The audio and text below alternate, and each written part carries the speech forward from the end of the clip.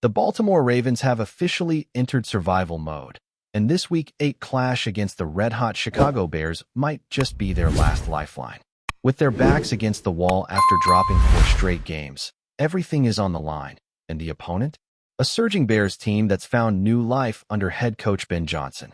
And speaking of Johnson, he had some thoughts on John Harbaugh, Roquan Smith, and this inconsistent, battered Ravens squad that are worth unpacking.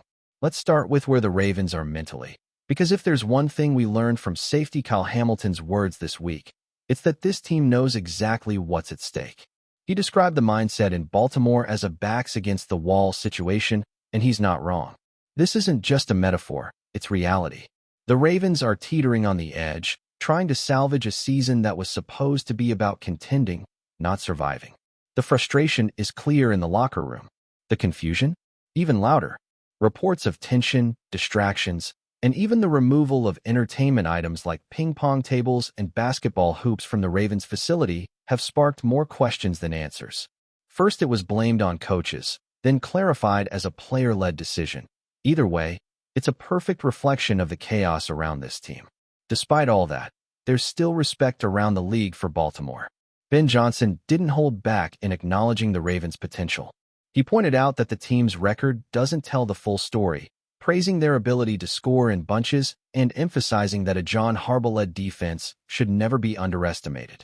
Johnson was quick to remind everyone that Harbaugh has only had 2 losing seasons in his entire career. This isn't a coach or an organization that folds easily, no matter how bad things might look from the outside. And it's true. Under Harbaugh, the Ravens have often found a way to respond when everything seemed to be going wrong. But they've also had seasons where they failed to recover, where the climb became too steep. This year, the challenge might be as big as it's ever been. Injuries have piled up, chemistry has faltered, and even the identity of the team, once built on physicality and mental toughness, feels a bit shaken. But reinforcements might finally be arriving. Wednesday's injury report offered a rare glimmer of hope for the Ravens faithful. Lamar Jackson returned to practice in a limited capacity, and a slew of key players, including Zay Flowers, Roquan Smith, Ronnie Stanley, and Patrick Ricard, were full participants. That's huge. Jackson, in particular, is the heartbeat of this team. Without him, the floor drops out. He covers up so many flaws, from questionable offensive line play to inconsistent wide receiver separation. When he's out, the Ravens simply don't look like the same team. With him, they still have a puncher's chance, even against a Bears squad that's peaking. And let's not ignore the form Chicago is in right now. 4 straight wins, a defense that's forcing turnovers like crazy, and a coach who has managed to turn things around faster than most expected. The Bears went from being a team that found ways to lose to one that now finds ways to win. Whether it's one-point nail-biters or momentum-shifting turnovers, they're doing what good teams do, closing games. That's why this matchup is so fascinating. It's not just 2 teams with opposite streaks clashing. It's a test of identity, willpower, and execution. Can the Ravens prove they're not as broken as they've looked over the past month? Can Lamar come back and light a spark that resets the season? Can the defense, statistically one of the worst in football, finally show signs of life against a young Bears offense? Now, while the Ravens' defense showed flashes in their last outing before the bye, holding a solid Rams offense to just 17 points, it's hard to ignore the overall body of work. Baltimore ranks dead last in both points allowed and total yards surrendered. That's not Ravens football. This franchise was built on dominant defense, and right now they're barely holding it together. Injuries have certainly played a part, but so has underperformance, especially in the pass rush. Their leading sack-getter, Nnamdi Madubuike, hasn't played since Week 2. Tavius Robinson, another contributor in that area, is now on injured reserve with a broken foot, and the rest of the group just hasn't stepped up. Roquan Smith, for all the praise he's received from his former coach Ben Johnson, hasn't looked like himself lately. Whether it's health or something deeper, the Ravens need him to return to his Pro Bowl form, and fast. Because the stakes couldn't be higher. If Baltimore loses again, they're staring at a disastrous season, one that could trigger major offseason questions about coaching, roster construction, and even the long-term future of this core. And the Bears know it. They know they're facing a desperate team, and desperate teams can be dangerous, especially ones with talent like Lamar Jackson, Zay Flowers, and Derrick Henry. Speaking of Henry, his usage has been confusing.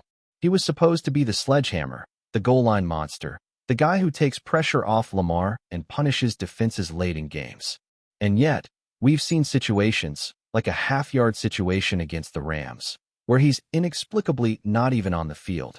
Instead, the ball went to Mark Andrews, and the Ravens came away empty-handed. These are the kinds of moments that make fans pull their hair out. You sign Derrick Henry to do one thing, and then don't let him do it when it matters most. That kind of decision-making has haunted the Ravens all year. And if you're the Bears, this game isn't just about extending a win streak. It's about proving legitimacy. Beating the Commanders and the Raiders is one thing. Beating the Ravens, even in their current state, still means something. Because despite all the dysfunction, Baltimore is still talented enough to put up points in a hurry, especially if Lamar is healthy.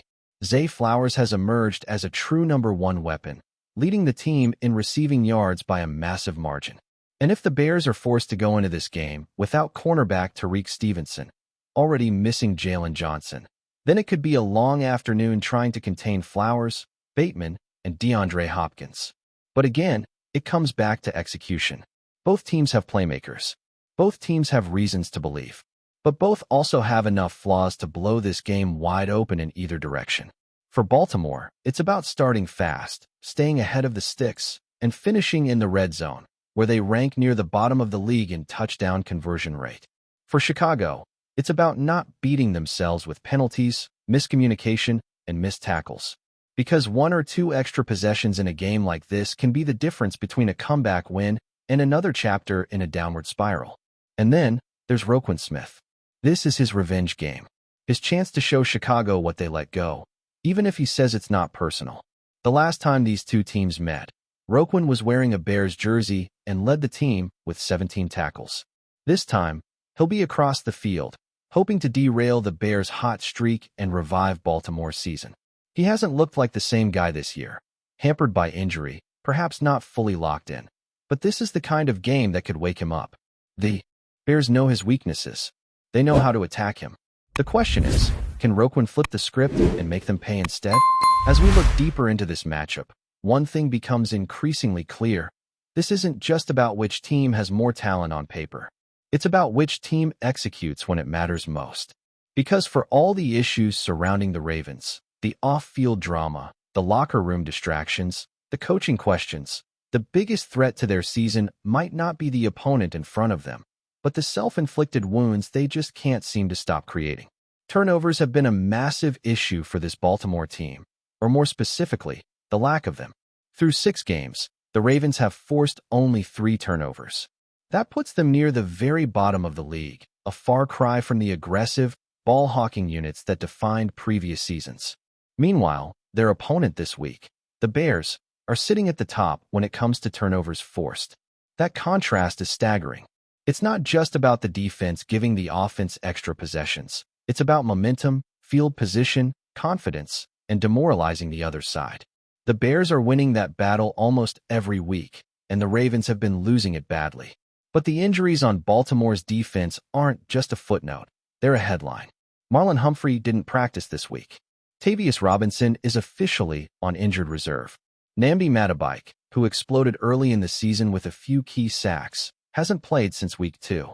The Ravens traded away Odafe Oweh and now find themselves incredibly thin at outside linebacker. It's a defense being held together by duct tape and hope. Young players like Mike Green and Malachi Starks are being thrown into bigger roles than expected, and the growing pains are showing. Starks, for example, has admitted to second-guessing himself. Not ideal when you're already ranked last in the league in points allowed. But there are some bright spots, or at least some potential ones. Kyle Hamilton, despite dealing with a groin injury, has been one of the few consistent playmakers on the back end.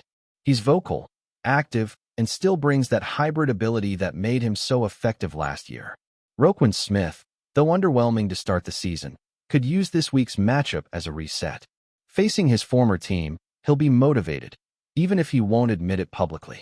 And Baltimore's front office did bring in Alohi Gilman to help free up Hamilton for more versatile deployment. That kind of move could pay dividends, especially against an offense like Chicago's that's starting to open up a bit more with Caleb Williams at quarterback. And speaking of Williams, this is the kind of test that defines rookie seasons.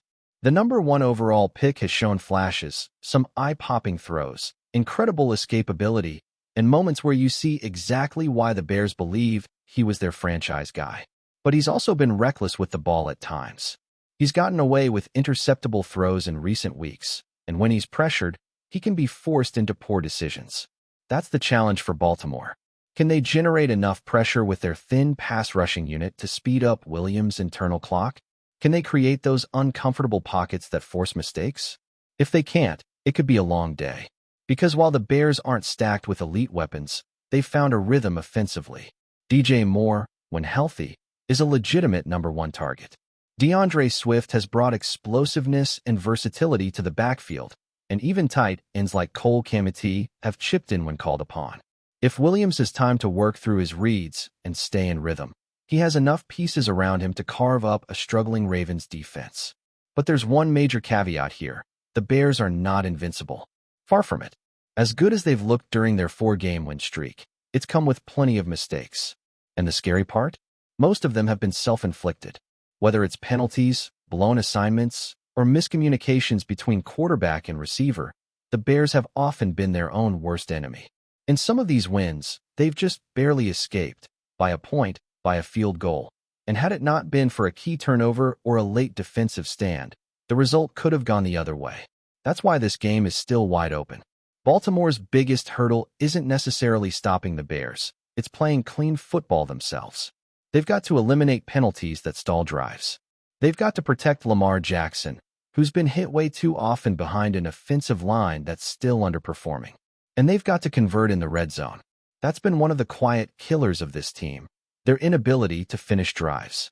Despite all their weapons, all their yardage, they're near the bottom of the league in red zone touchdown percentage.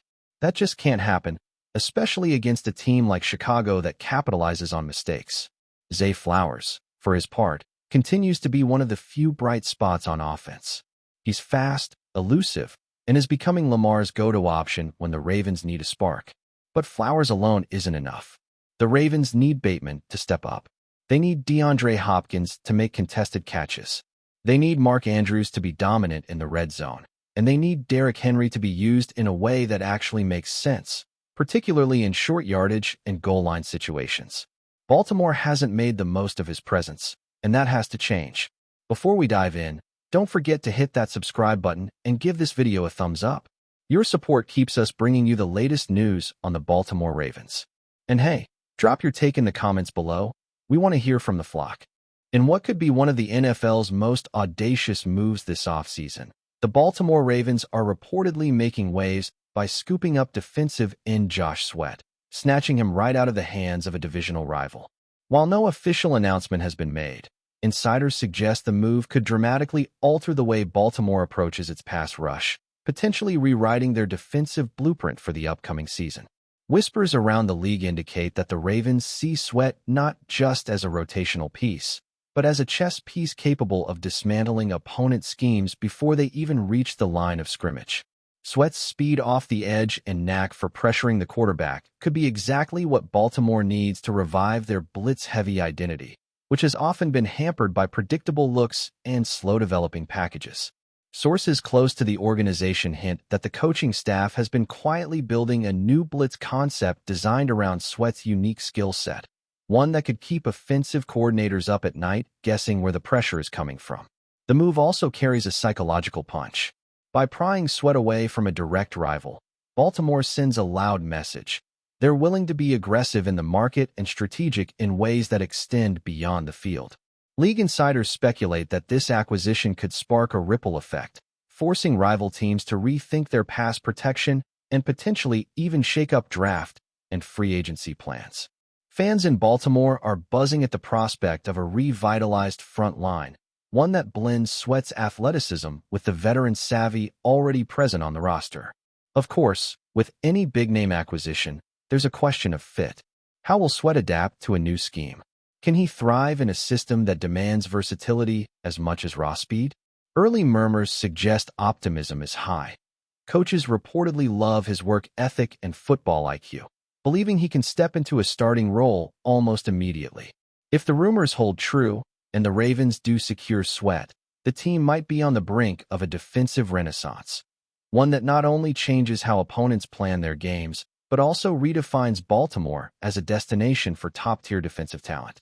The NFL offseason is always full of speculation, but if this one comes to pass, it could be one of the boldest, most talked-about moves of the year. Josh Sweat in purple and black. That's a storyline no fan will want to miss. That's it for this update. If you enjoyed the video and want to stay in the loop with exclusive news on our Baltimore Ravens, make sure to subscribe and hit that like button. We'd love to hear what the flock thinks. Drop your thoughts in the comments. See you in the next one.